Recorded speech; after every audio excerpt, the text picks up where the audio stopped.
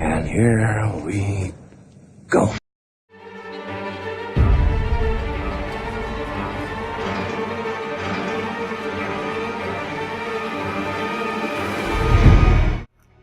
What's going on, everybody? My name is Mike from the Super Wheeler Bros, and we're back again this week to talk to you about The Walking Dead Season 7, and this time we're reviewing episode number 4, entitled Service. We're going to be doing a little bit of a different format this week. We're going to be counting down the ups and the downs. That way we can give ourselves a little bit more structure when we're scoring this week's episode. So let's get right into it. Andrew Lincoln's performance this season as Rick Grimes has been phenomenal. He was able to convey the weight of what he was carrying, and while presenting a facade of defeat in his demeanor. Good show, Mr. Lincoln. Up. This, however, does lead me into a bit of a down, I'm afraid. A major omission from the comic, where Rick has a conversation with Andrea, in this iteration it's Michonne, that he has a plan, and that he's not giving up. It simply doesn't happen in this episode, and that kind of makes Rick look a little bit weak. I do understand that these words do need to be conveyed differently, maybe more overtly in a comic book where you actually have to speak them, and you're able to use a little bit of subtlety, and that seems to be the way the showrunners decided to go with the show, seeping in little things here and there in Rick's demeanor, but not stating so outright. It makes Rick seem a little bit weak.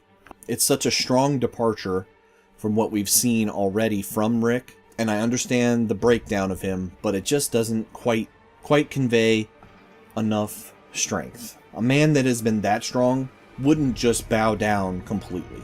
And I know they're trying to use subtlety in Rick's demeanor to convey his eventual uprising, but it did just hinder the presentation a little bit.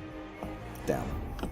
Rosita finally got to be of major importance in an episode for the first time in what seems like since she started her run on the show. And Kristen Serratos did an excellent job with her screen time. Up. Negan's interaction with Father Gabriel was just hilarious. I appreciated the one-liner about him being creepy as shit to be exact, and it was a good laugh in an otherwise torturous episode. Up. Jeffrey Dean Morgan has nailed his role of Negan. He provided many lines that came straight out of the comic book this week, and he conveys them with the appropriate amount of menace and charm. Definitely an up. Something does feel a bit off with Negan, though. Morgan has been great, and Andrew Lincoln has been the glue holding everything together, and their interactions have been fantastic. But something just isn't quite clicking the way that I thought it would for Negan, at least just yet. My theory is simply overuse. I feel like he's been a part of the show just a smidge too much. A very cartoon-like villain having too much focus is undermining the underpinning malice that Jeffrey Dean Morgan is placing under his charming presence. I think we need to see just a little bit less of Negan and the Saviors overbearing beatdown of Rick and co. And it would begin to even things out. Bit of a down. The pace was much better this week, simply an up.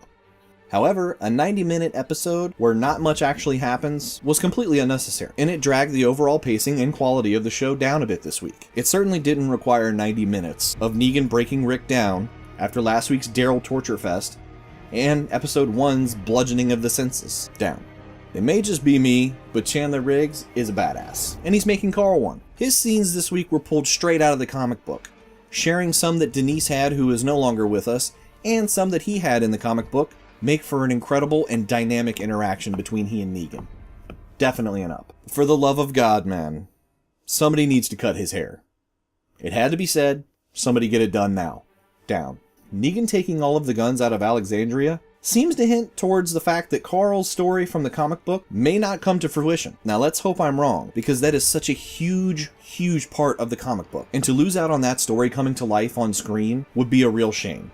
Definite down. Dwight is back to being an outright dick this week. What's troubling about that is, as episode 3 presented, we're supposed to be rooting for Dwight. He's someone we're supposed to be getting behind. These wholesale changes to his character, they're just presenting a bipolar divide in his development. I don't know if it's the presentation of the story, or if it's just the actor portraying him, but something is off, and I'm not really enjoying Dwight very much. Down. Now, a line that I was waiting to see if AMC would actually allow, this one. In case you haven't caught on, I just slid my dick down your throat, and you thanked me for it. was delivered with slimy precision by Jeffrey Dean Morgan, and it was a glorious representation of just how different this Rick is from the one we just saw entering Alexandria not that long ago. Definite up. Rick's heartfelt and tender confession to Michonne about Judith being Shane's baby. Wow. What a way to end the show. This did help justify Rick's position, and it went further to help convey his message of just surviving any way that they can. Well, this week it did look like the ups managed to squeak out over the downs, 8-6. And that is kind of a representation of this episode in general. It was a really good episode in most parts, but there were some detracting things. And I feel like if I was having to score it, I would give it a solid 7. It was definitely an uptick from last week, and the good things were really, really good. The performances were great. Andrew Lincoln and Jeffrey Dean Morgan were just outstanding. And Kristen Serratos, who plays Rosita, she finally got some good screen time, and she did phenomenal. What I think the detractions were kind of minor things, but they're things that are starting to build, and not in a good way. And that's why they're downs.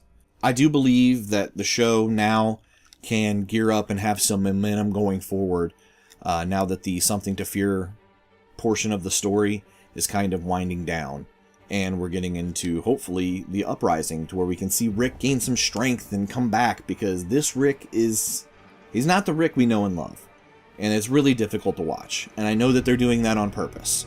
So I hope that there's an end game in mind, and that the showrunners are really thinking about what they're going to do.